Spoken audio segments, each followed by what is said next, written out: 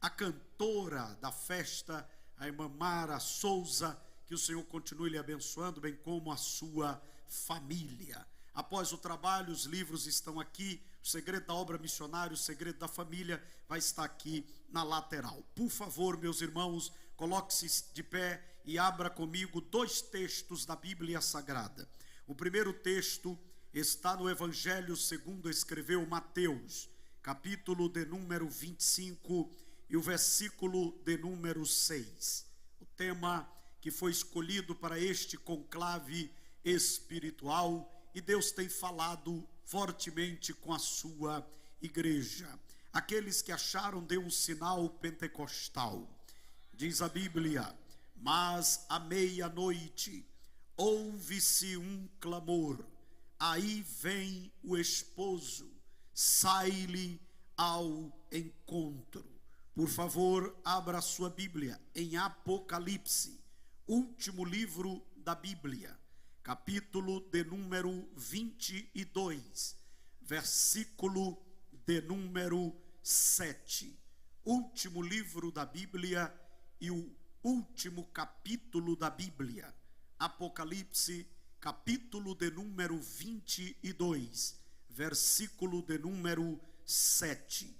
Diz assim as Sagradas Escrituras: eis que presto venho, bem-aventurado aquele que guarda as palavras da profecia deste livro. Amém. Antes de tomar o seu assento, olhe para alguém que está do seu lado direito e esquerdo e diga: desligue-se de tudo para se ligar com o céu agora. Desligue-se de tudo para se ligar com o céu agora. O Senhor está neste lugar e coisas maravilhosas já aconteceram e irá acontecer. Podeis tomar o vosso assento, meus irmãos. Gostaria de transmitir a palavra que Deus colocou em meu coração esta noite. Sinais que precederão a vinda do noivo. Sinais que precederão a vinda do noivo. Como eu disse ontem à noite, a parábola das 10 virgens, contada por Jesus, sentado no Monte das Oliveiras, serve para despertamento, como ministrei esta noite no templo central da Assembleia de Deus aqui em Codó. Deus está nesta parábola alertando a noiva a não perder o casamento. Preste bem a atenção. Quando um casamento está marcado, há todo um preparo para a noiva. E a noiva, ela precisa estar pronta. Imagine um casamento que a noiva não chega. É frustrante. Mas nesta parábola, o Senhor está mostrando que haverá a noiva preparada e a noiva despreparada. Preste bem atenção. A Bíblia Sagrada, ela começa no livro do Gênesis. O Gênesis é a revelação de Deus para a humanidade, no que diz respeito ao começo de todas as coisas. Todos sabem que o livro do Gênesis, que faz parte do Pentateuco, foi escrito por um homem chamado Moisés. Moisés era filho de Joquebede e Arão. Este menino, ele nasceu condenado à morte, mas quem tem promessa de Deus, Satanás pode até determinar a morte, mas a Bíblia diz no Salmo 91 que 1000 cairão ao teu lado, 10.000 à tua direita, e você não será atingido. Assim como Moisés, Faraó tentou calar, Satanás também tentou calar a voz da igreja e a tua voz, mas como já disse o pastor, o anjo da igreja, a guerra é travada, o mundo espiritual é terrível, mas nós não servimos a um Deus que diz que é, nós servimos aquele que disse Isaías, é maravilhoso, conselheiro, Deus forte, Pai da eternidade e príncipe da paz. O Deus desta igreja não foi vencido, ele está no trono, e quando Jesus ressuscitou, ele disse: todo o poder foi me dado nos céus e na terra. E Moisés recebe de Deus a revelação. Muitas pessoas não prestam atenção, mas Moisés foi um homem que recebeu revelações profundas. Moisés não viveu no Gênesis, mas Deus revelou a ele o início de todas as coisas, a teoria da evolução, a falácia de Charles Darwin não consegue se sustentar diante da teoria, da doutrina, repetindo e corrigindo, da doutrina criacionista. O mundo não foi criado do Big Bang, nem de uma explosão cósmica, e nem é a teoria da evolução.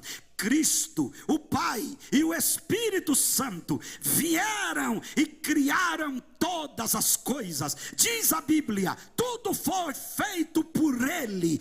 Ele criou todas as coisas. E quando Ele criou para a sua glória, para a sua honra e para o seu louvor. Se você quiser conhecer a história da criação, você vai ao Gênesis, e Gênesis conta-nos a história de tudo. Agora olhem para mim, quando Jesus pisou aqui nesta terra e andou pela Galileia e andou nas regiões de Jerusalém, ele veio cumprir a sua missão. Ele escolheu 12 apóstolos, entre eles um chamado João. João era o discípulo amado, aquele que tinha a intimidade de colocar a cabeça no peito de Jesus. É chamado discípulo do amor. A Bíblia Sagrada diz que Jesus, ele foi levado aos céus. Jesus não foi derrotado,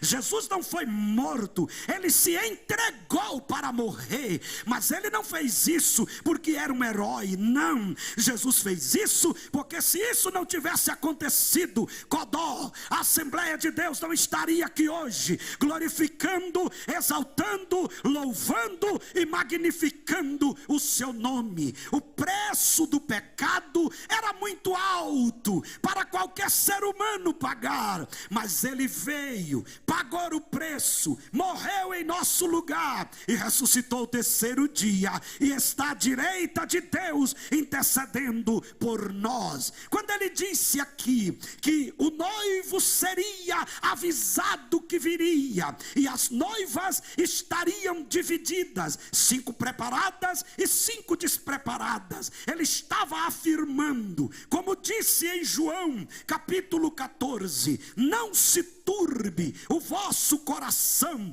credes em Deus, credes também em mim. Na casa do meu pai há muitas moradas, se não fosse assim eu não vou-lo teria dito. Agora olha o que ele diz, eu vou preparar lugar, e quando eu for, eu voltarei outra vez para vos levar para mim mesmo. Isso aqui é uma promessa, e a promessa de Deus ela se cumpre. O homem promete e não cumpre, mas o que Deus fala, Ele cumpre. A Bíblia diz no livro de Números: porventura diria Deus, ou não faria, ou falaria e não confirmaria. Quando Deus chama Jeremias, Deus diz assim: Jeremias, o que é que você está vendo? Jeremias diz: eu estou vendo uma vara de amendoeira. Aí o Senhor olhou para Jeremias e diz: está vendo bem, porque eu velo sobre a minha palavra para fazer a cumprir. A promessa já foi dada, a promessa já foi entregue. A Bíblia diz que o Império Romano tentou calar a voz do pastor João.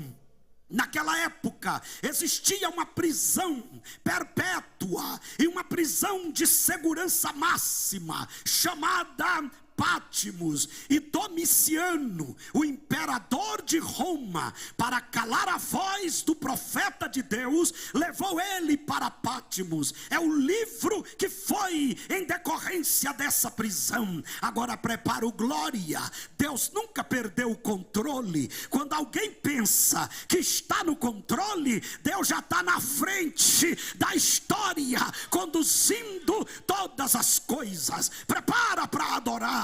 Quando Domiciano mandou João para a ilha, ele estava dizendo: eu vou calar o velho, eu vou calar o profeta, ele não vai mais sair daí. E Deus estava dizendo: vai calar não, ele está indo para o lugar da revelação, eu vou revelar para ele como vai encerrar todas as coisas. Se você quiser conhecer o início, você precisa ir ao Gênesis. Se você quiser conhecer o final, você precisa ir ao Apocalipse. E quando João chega na ilha de Pátimos, ele tem uma intimidade, uma experiência profunda com Deus, porque lá ele vê o Cordeiro, aquele que foi morto. E deixa eu falar uma coisa para os irmãos: não tem como tirar do coração aquele que já teve uma experiência profunda com Deus.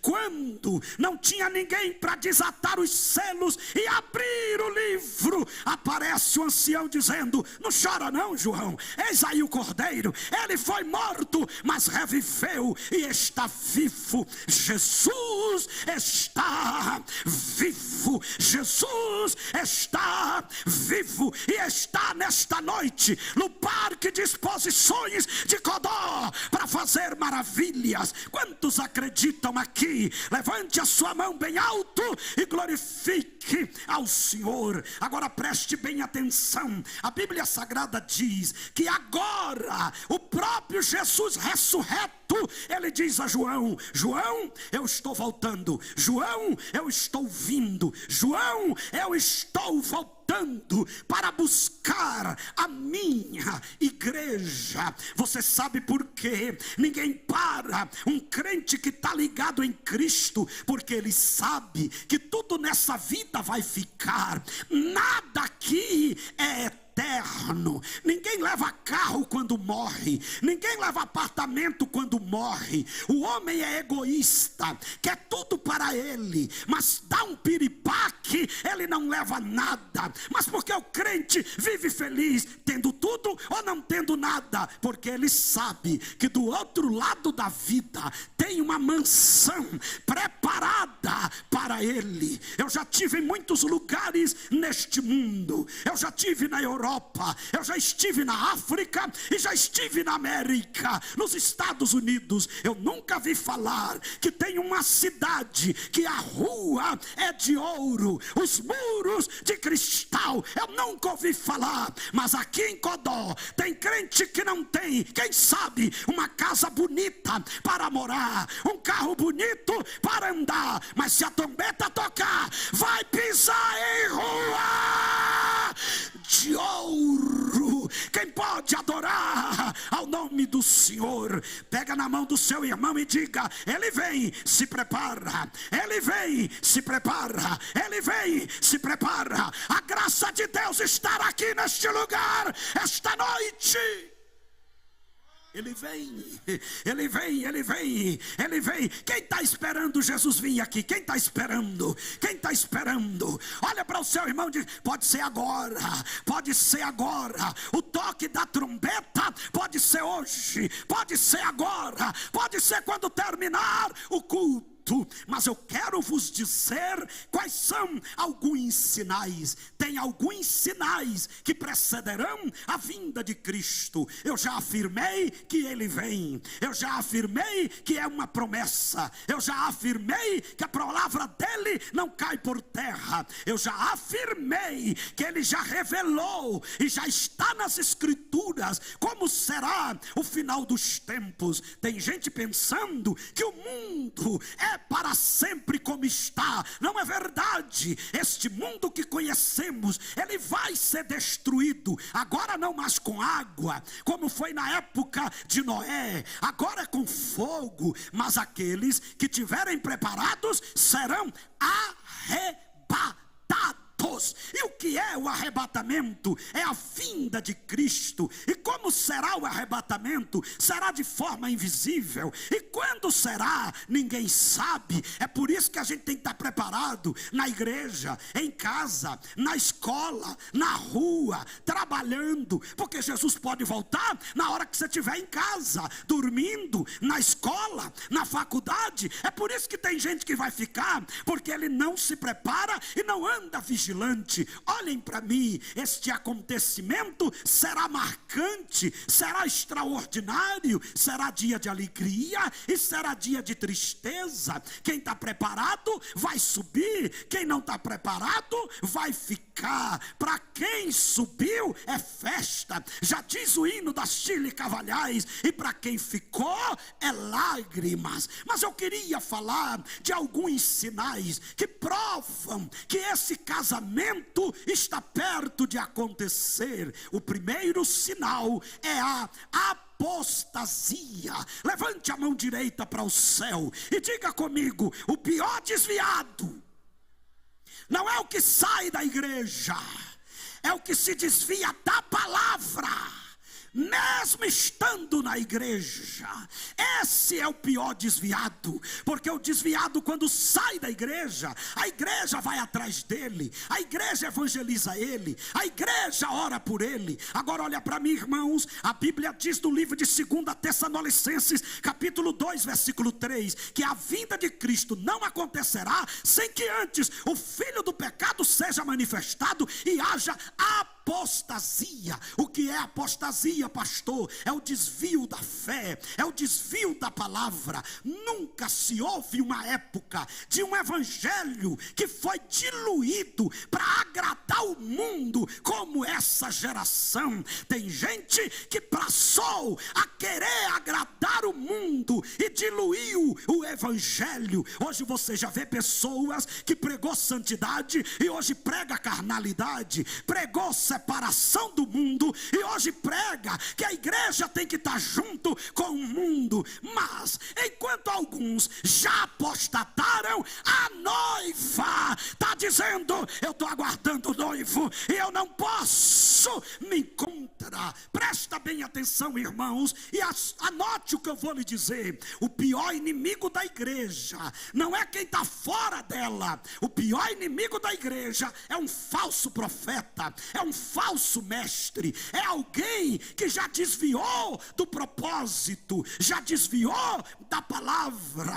A palavra não pode ser alterada. Aqui no Brasil, um pastor renomado, alguns dias atrás, disse que a Bíblia precisa ser atualizada, contextualizada para este tempo. Não, senhoras e senhores, a Bíblia não precisa ser atualizada, porque a Bíblia diz assim: a palavra de Deus é viva e eficaz, mais penetrante do que qualquer espada de dois gumes, que penetra até a divisão da alma e do espírito. E eu vou te provar que a Bíblia é diferente de todos os livros. Eu já li a Bíblia mais de 30 vezes, mas todo dia eu me surpreendo com ela. Quer ver uma coisa? Naquele dia que você estiver enfrentando uma dificuldade, comece a ler a Bíblia. Parece que aquele texto foi escrito para você, parece que aquela palavra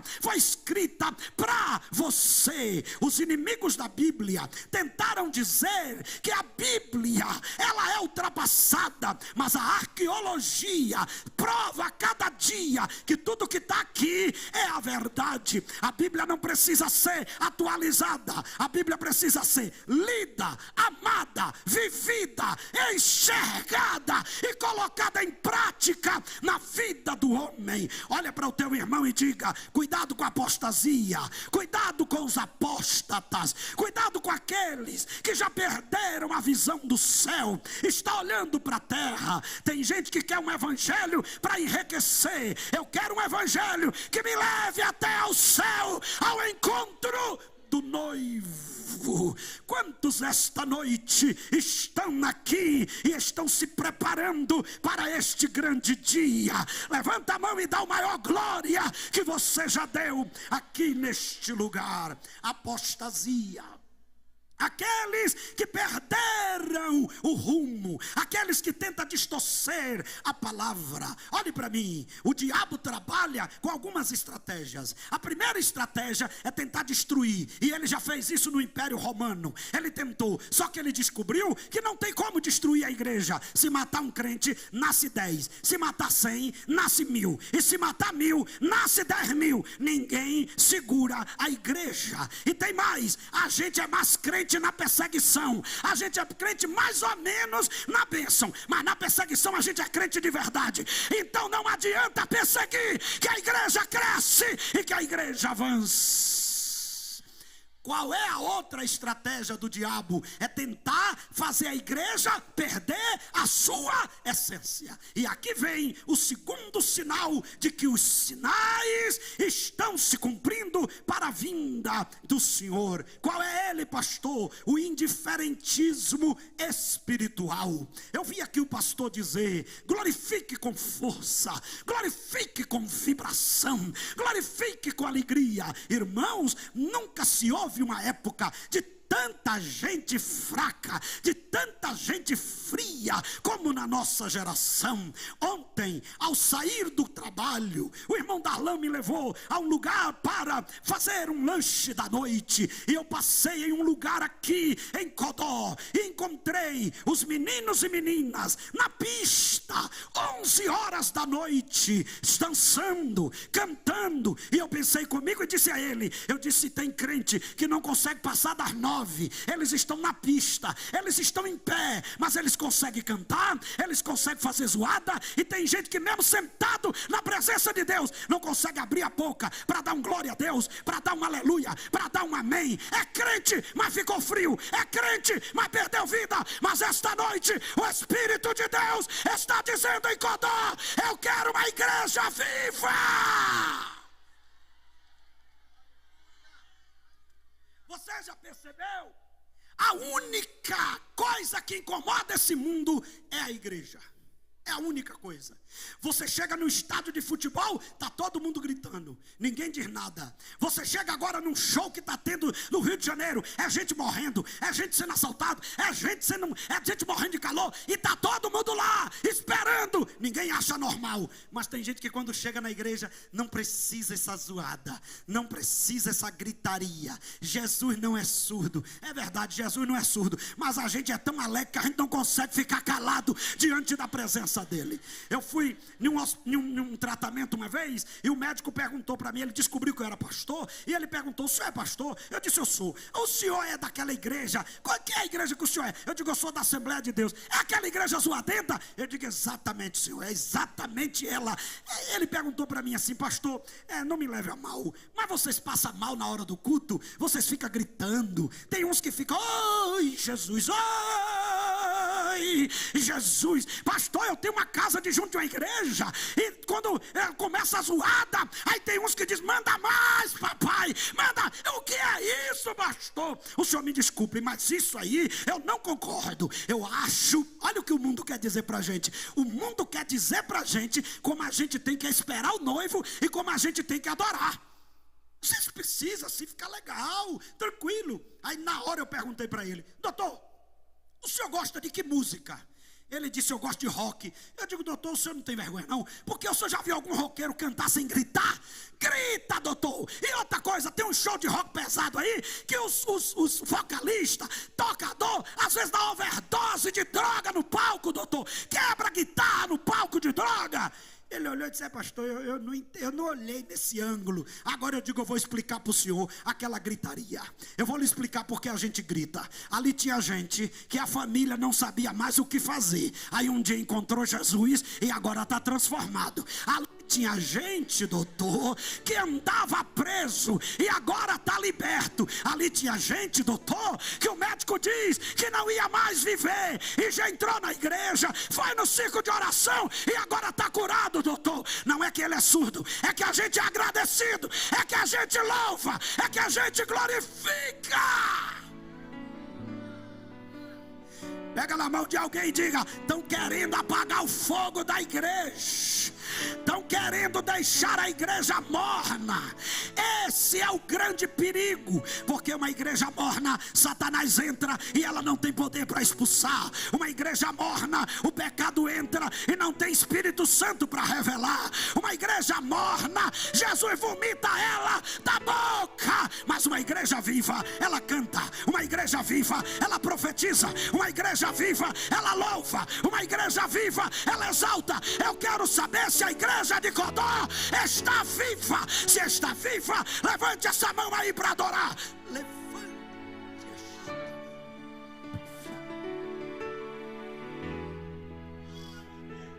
Levante a mão bem alto e diga comigo: esta noite.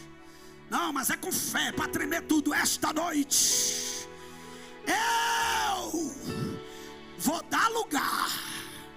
Eu vou dar lugar. Eu vou se encher do Espírito. Pega na mão de alguém e diga: tem gente que já perdeu a fé, tem gente que já perdeu o entusiasmo. Mas diga para ele: não perde não, irmão. Seja cheio, seja cheio, seja cheio. O lemadore macanto de lemanture macanta laba shure becalaba.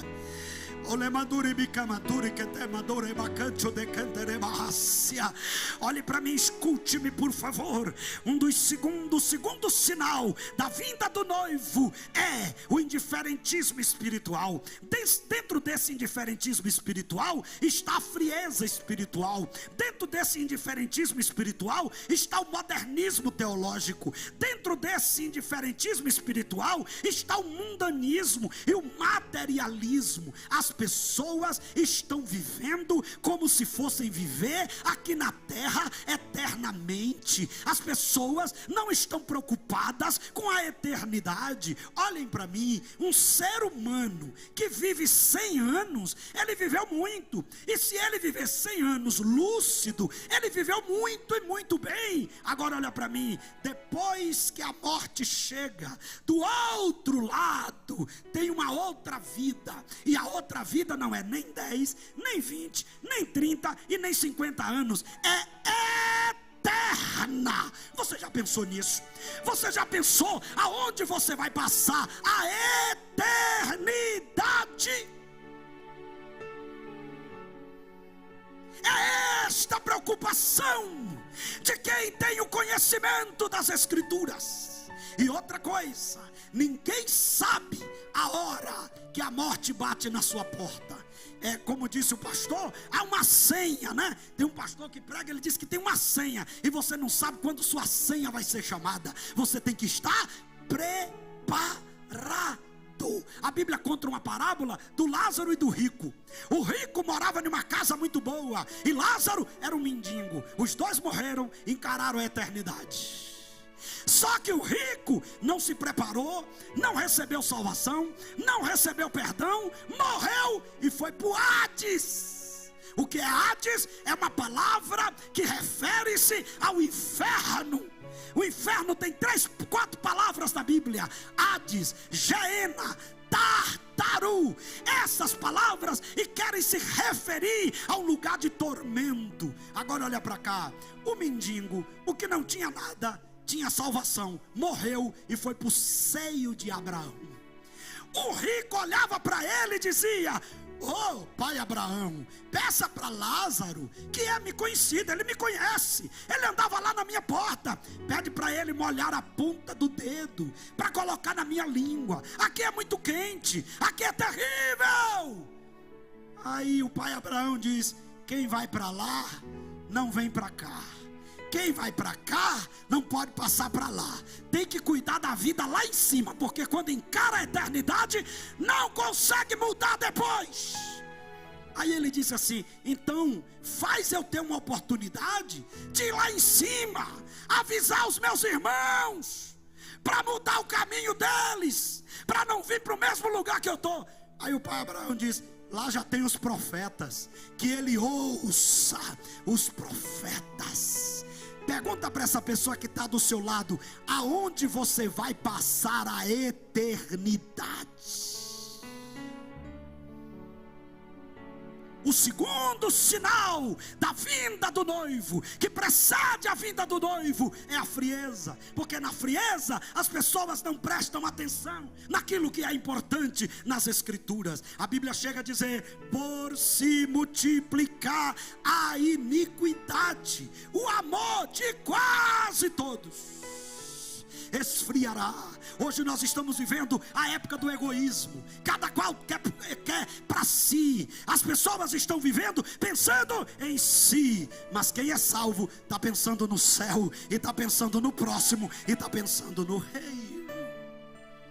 Terceiro, e eu começo a concluir a mensagem: qual é o terceiro sinal, pastor, que precede a vinda de Cristo? Qual é ele? Sinais, multiplicações de religiões e práticas demoníacas. Tem gente pensando que todos os caminhos levam a Deus.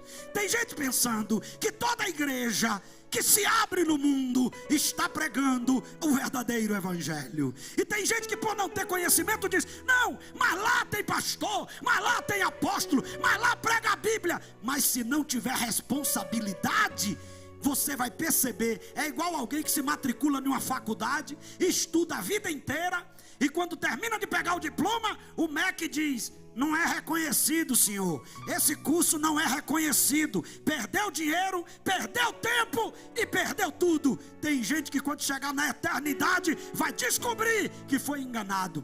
A maior estratégia de Satanás é levar as pessoas a lugares que parecem ser de Deus, mas desvia o propósito de Deus. Olhem para mim. Satanás, um dos seus atributos é enganador. Um dos propósitos de Satanás é enganar. E uma das suas estratégias é levantar falsos profetas, é levantar pessoas que parecem ser, mas não é. Mas a noiva que está cheia de Deus tem os olhos espirituais e consegue dizer: isso aí não é Deus, isso aí não é Deus, isso aí não é Deus. Nem toda língua é de Deus, nem todo ministério é de Deus, nem toda prática religiosa é de Deus. E tem gente que diz assim: mas na lei que eu nasci eu morro. Qual foi a lei que você nasceu? Te ensinaram uma lei, porque quando você nasceu, você estava no período da inocência. Quando você foi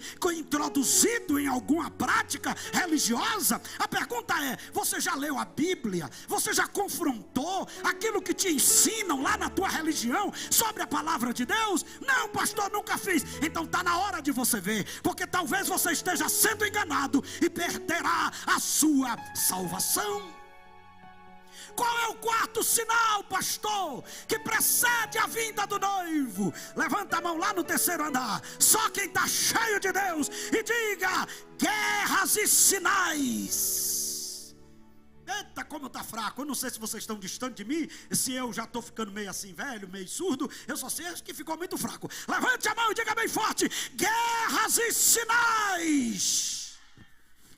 Nós estamos vivendo agora a guerra entre o Hamas e Israel.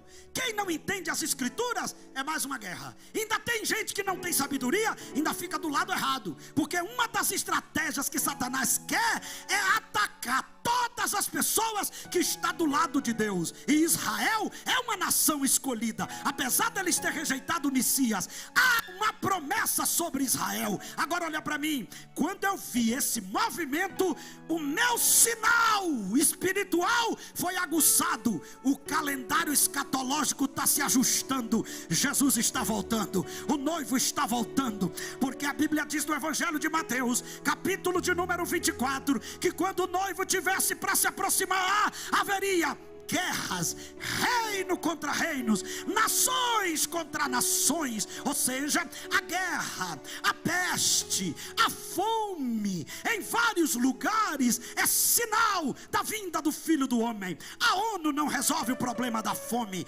a ONU não resolve o problema das guerras, a EOA também não, a OTAN também não. E muitos podem dizer, pastor, por quê? É cumprimento das Escrituras. Quem não tem conhecimento diz, é mais uma guerra. Quem tem o conhecimento está dizendo, o noivo está vindo, o noivo está vindo, o noivo está vindo, o noivo está vindo. E quem tem aqui esse conhecimento, levante a sua mão e dê a maior glória que você já deu aqui esta noite.